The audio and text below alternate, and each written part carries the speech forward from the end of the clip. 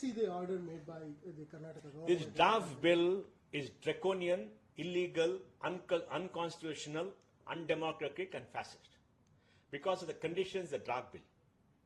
Now they say we got a reserve job in private sector based upon whether you're local or otherwise, which is illegal against Article 19.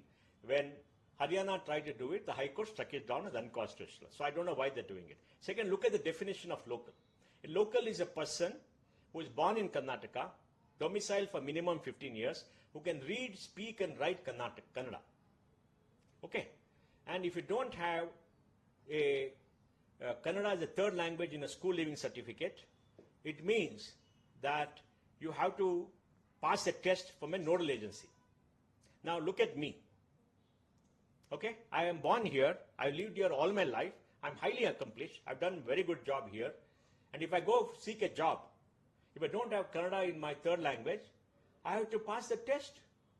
Why should I pass the test? Who are there to tell me whether I'm a local or not? I'm a local.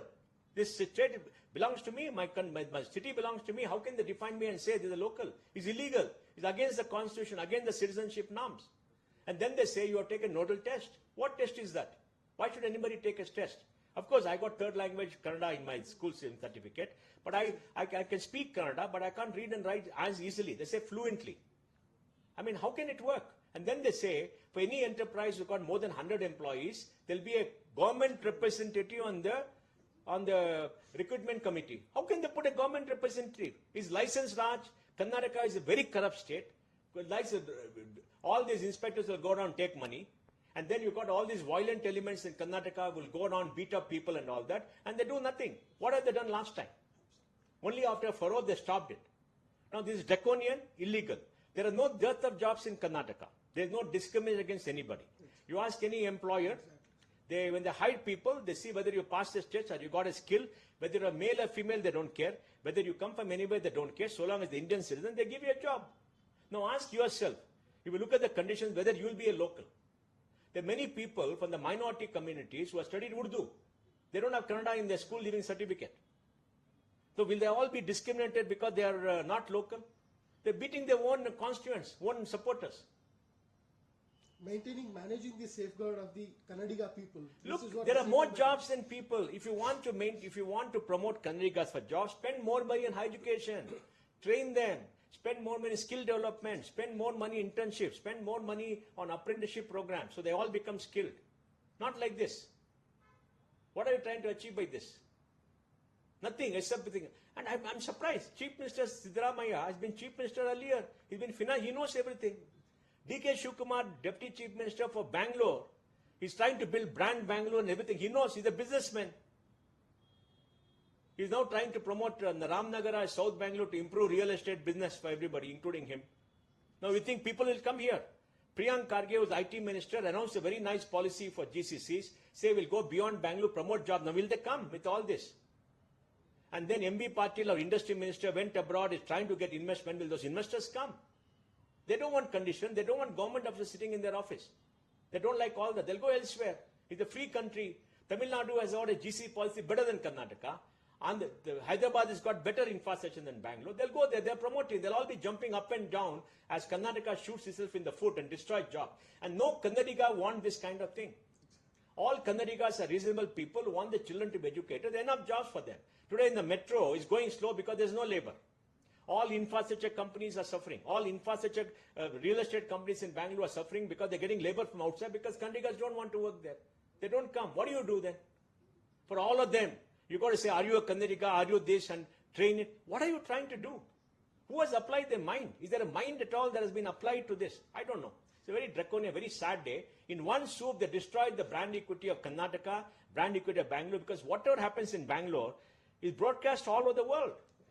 Today I had 50 to 60 calls and messages from everybody around the world asking what is happening to Karnataka.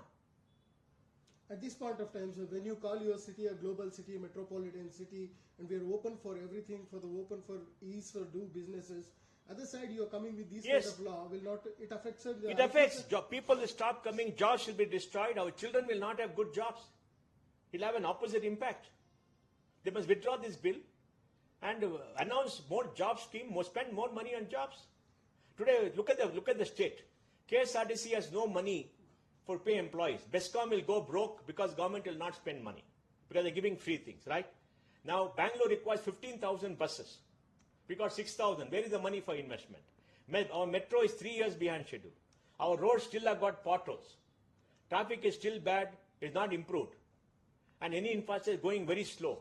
What are we supposed to? Where is the ease of life for the last 1.5 years? They destroyed the future of this by all their bad policies. Nobody is opposed to giving money to the poor. But Chief Minister Siddaramaiah said, are 80% of people in Karnataka BPL? Karnataka has 80% as per the BPL cards. 80%. What are you trying to do? There's so much of misuse. 80%. 80%. We are the richest state in India. So what are they trying to do? They're not applying their mind, just doing things blindly. I need one on the budget. Sir, what you are expecting in this budget, sir? Because most expected budget after the third term. I know Prime Minister Modi has said, "Piछle 10 saal trailer hai, abhi dekh lo." So budget has to be very broad, and budgets has to set the tone for the next 5 years. Because whatever comes in the budget and is improved, that could have impact because it will play out in the next 5 years. So my view is that there must be more spending on infrastructure, faster spending for roads and railways. Second, there must be more money on housing and social programs. Third, we need a large DBT program for the poor because 50% of population depends on agriculture where the income is not growing fast compared to people in industry and services. We must shift people from agriculture, industry and services, happening slowly. But right now the income is not going the same place. There's a great degree of discontent. So I think it's important for government to have a DBT program, say pay 2,000 rupees to every woman who's getting a gas stove, subsidized gas. That is 10 crore people.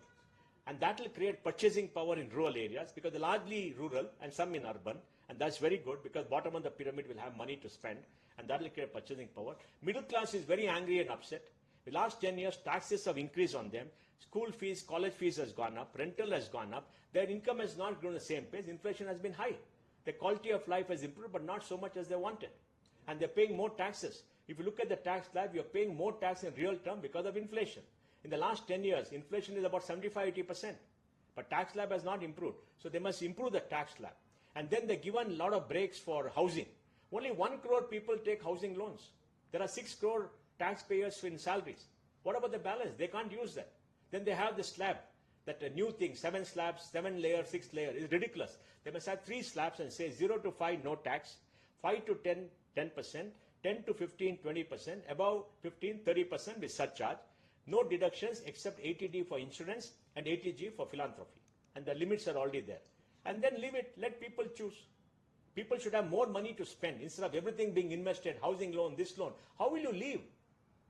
They say you save tax because you can go on investing in housing loan. But what you need money to spend. You got to pay a school fees.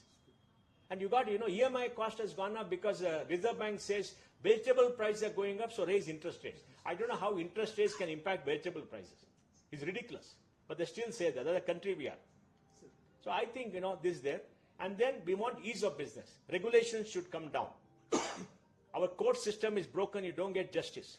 Tax terrorism still remains. All that has to be changed to ease of business and ease of living. But there's no point having expectation because the budget is already printed, is already decided.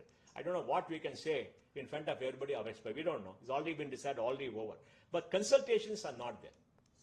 I wish they'd come to every state and consult. Our finance minister is from Karnataka. But we are not meted for consultation. They call a few people in Delhi. Who are there? Nobody knows. They call a few people, usual list. They should go to every state capital, call people and consult. And the most important thing is for the government is to listen to people. They must listen to people. They must hear their views. We are a representative democracy. They become closed. Angel tax for startups. People have been opposing it. There's harassment. There's corruption in angel tax.